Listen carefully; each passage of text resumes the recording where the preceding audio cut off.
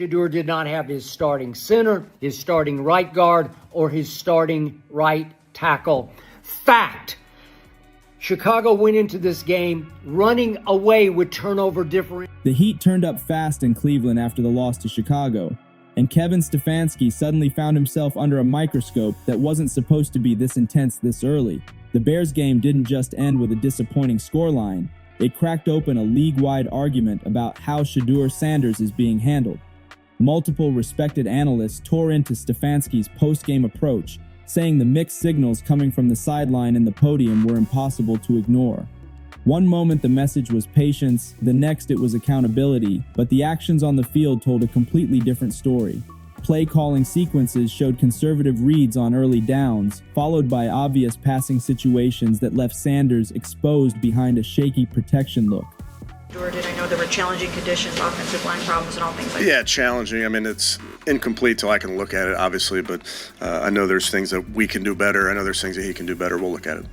Experts pointed out that the offensive rhythm stalled the moment Sanders started gaining confidence, with tempo suddenly slowed and safe concepts replacing aggressive momentum builders. That switch raised eyebrows immediately. Film breakdowns circulated within hours, showing missed opportunities where simplified reads could have helped Sanders settle, but instead, complex progressions were called in high-pressure moments. Several former quarterbacks openly questioned whether Stefanski trusted his own plan. That doubt matters. Confidence at quarterback is fragile, and once shaken, it echoes through the huddle. The locker room reportedly felt it too. Body language on the sideline became a talking point, with cameras catching moments where Sanders stood isolated during key adjustments. Analysts highlighted that veteran skill players appeared confused by route combinations that shifted mid-game, creating a sense of disconnection that never recovered. This wasn't just about one loss, it felt like a breaking point. I don't want him in Cleveland. I don't trust him in Cleveland. I think that there's too much that has happened. There's been too much resistance can move on from. Let them find somebody they're comfortable with and they want. Because to me, I don't think that's the ideal situation for him. Stefanski's reputation as a quarterback-friendly coach suddenly collided with a reality that didn't match the branding. Internal expectations were higher for this matchup, especially against a Bears defense that had shown vulnerability in recent weeks. Instead of leaning into Sanders' strengths, the game plan drifted into hesitation. That hesitation became loud. Media panels described it as developmental whiplash, where a young quarterback is asked to be fearless while being coached scared. The noise didn't stop at national shows. Local radio and beat insiders reported growing frustration among fans and former players alike. The narrative shifted fast, and once that happens, it rarely slows down. Stefanski wasn't just criticized, he was challenged. And in the NFL, challenges tend to snowball when answers don't come quickly. By the next morning, the criticism escalated from reaction to indictment, and the expert community spoke almost in unison. Several quarterback development specialists broke down the Bears game snap by snap, pointing directly at decision-making that undercut Sanders' momentum. One sequence late in the second quarter became a flashpoint. Sanders completed back-to-back confident throws, only for the offense to pivot into a predictable run-pass pattern that stalled the drive. Did I know there were challenging conditions, offensive line problems, and all things like that? Yeah, challenging. I mean, it's incomplete till I can look at it, obviously, but I know there's things that we can do better. I know there's things that he can do better. We'll look at it. Analysts called it a momentum killer. That phrase stuck. Momentum killers are coaching fingerprints, and this one was obvious. The messaging afterward made it worse. Stefanski publicly emphasized growth and learning, but experts noted that Sanders was pulled from favorable looks and placed into tight window situations without protection adjustments. That contradiction sparked backlash. Former coaches on studio panels argued that development doesn't mean restriction, it means structure. Structure was missing. The Browns' internal analytics team flagged early game efficiency, but saw those recommendations ignored as the game wore on. That detail leaked, and once analytics enters the conversation, pressure multiplies. Players reportedly felt the tension. Sideline communication appeared rushed, with route clarifications happening after drives instead of before. Analysts described it as reactive football, not proactive leadership. That label stings. The Bears capitalized, disguising coverage and forcing Sanders into late reads that shouldn't have existed with proper sequencing. Experts made it clear This wasn't about rookie mistakes, it was about coaching alignment. When alignment breaks, quarterbacks take the blame on paper while coaches take it in silence. But silence didn't last. Respected voices began questioning Stefanski's long-term fit for developing young quarterbacks, a conversation that once felt off limits. The tone shifted from patience to urgency. Cleveland's offensive identity, once praised for clarity, suddenly looked foggy. That fog creates doubt, and doubt spreads fast.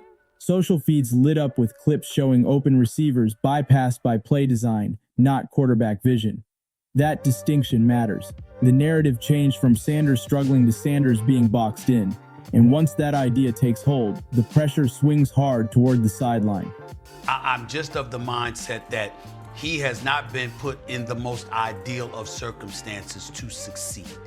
And I don't think that's by accident. And I just think it would be best for him to move on. Stefanski's calm demeanor didn't help either. Critics framed it as detachment, even if that wasn't the intent. In the NFL, perception is reality. And right now, the perception is brutal. Behind closed doors, the Browns reportedly felt the shift immediately. Internal meetings grew tense as leadership reviewed not just the loss, but the fallout. Player development staff allegedly raised concerns about mixed coaching cues, noting that Sanders received aggressive encouragement during practice, only to see conservative limits on game day. That disconnect creates confusion. Confusion slows reaction time, and slow reactions get punished on Sundays. Veterans reportedly echoed similar concerns, not blaming Sanders, but questioning the overall offensive direction. When veterans speak up, alarms ring. Analysts emphasize that young quarterbacks need clarity more than creativity, especially early. Instead, the Bears game delivered a hybrid approach that satisfied nobody.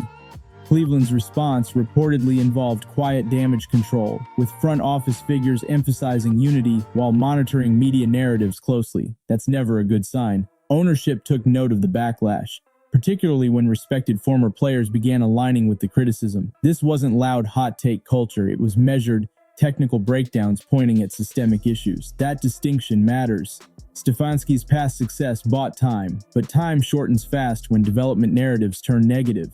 Sanders' confidence became the center of concern. Analysts warned that repeated mixed messaging could stunt growth, turning talent into hesitation. That warning echoed across platforms.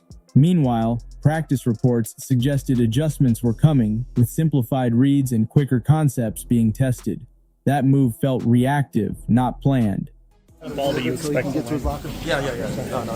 I think Shedeur do a good pass. You know, it's a good football player overall by him. The 3 plays that Shedeur ran, Stefanski did not let him try one pass. I'm a big fan of throwing out of your end zone when you're backed up deep. Reaction signals pressure. Pressure changes behavior. Some within the building believe the Bears' loss triggered a philosophical crossroads. Stick with the system and risk further backlash, or adapt quickly and admit missteps. Neither option is comfortable. The locker room reportedly wants answers, not speeches. Leadership in the NFL isn't about calm quotes, it's about clear direction. The silence between games felt louder than usual. Media availability became controlled and messaging tightened. That tightening often precedes change. Experts didn't back off either. The phrase confidence erosion started circulating, and once that enters the discourse, it's hard to erase. Sanders remains the focal point, but the spotlight has shifted upward. Stefanski is no longer judged solely on schemes, he's being judged on stewardship, and stewardship failures tend to linger longer than losses. As the week unfolded, the narrative grew sharper and more unforgiving. National insiders began framing the situation as a defining stretch for Stefanski's tenure. The Bears' loss was reclassified from a bad game to a warning sign.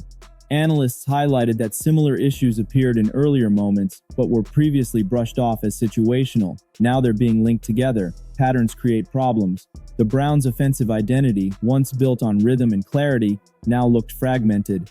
That fragmentation shows up most clearly in quarterback body language. Experts dissected sideline footage, pointing out moments where Sanders looked toward the sideline for confirmation rather than command. That subtle detail sparked heavy debate. Quarterbacks need autonomy to grow. Too much restraint breeds doubt. Too little guidance breeds chaos. The Bears game sat awkwardly in between. Opposing defenses have already taken note, expecting conservative early scripts followed by late-game urgency.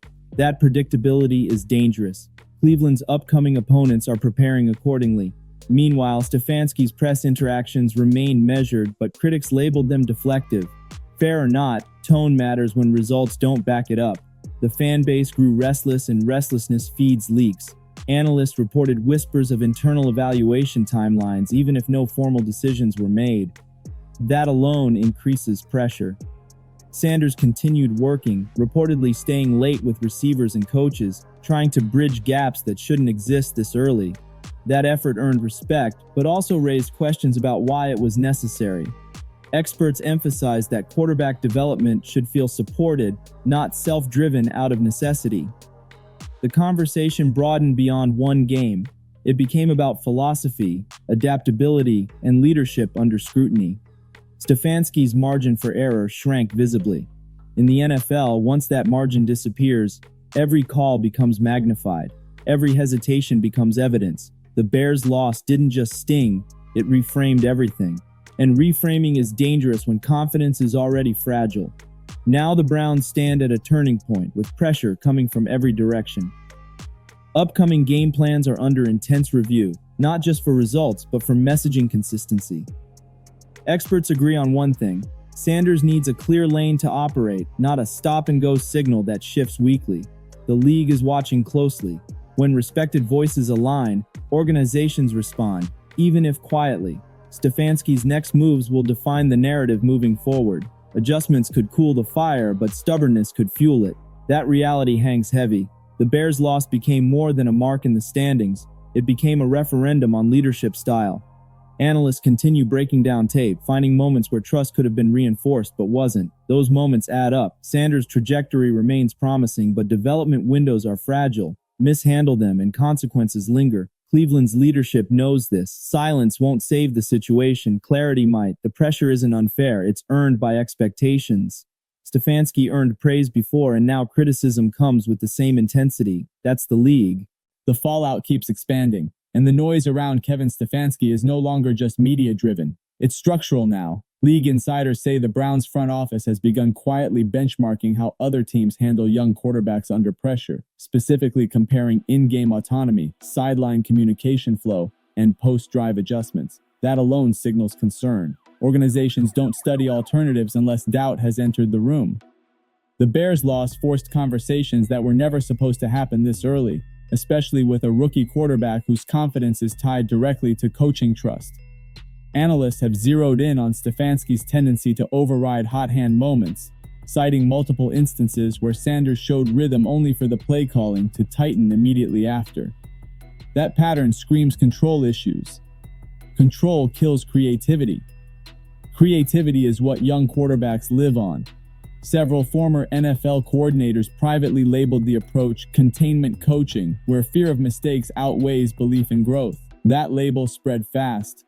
Meanwhile, Browns players reportedly noticed a shift in how practices were structured following the loss, with heavier emphasis on mistake prevention instead of flow building. That change matters. Football is instinctual, not robotic. Strip instinct away and hesitation follows. Sanders' reps reportedly became more segmented with scripted limits that analysts argue send the wrong message. The message being, trust is conditional. Conditional trust never works at quarterback. Experts also flagged Stefanski's refusal to publicly own schematic misfires, noting that accountability builds credibility inside the locker room. When coaches deflect, players feel it instantly. Veterans are watching closely, because quarterback handling often reflects broader leadership habits.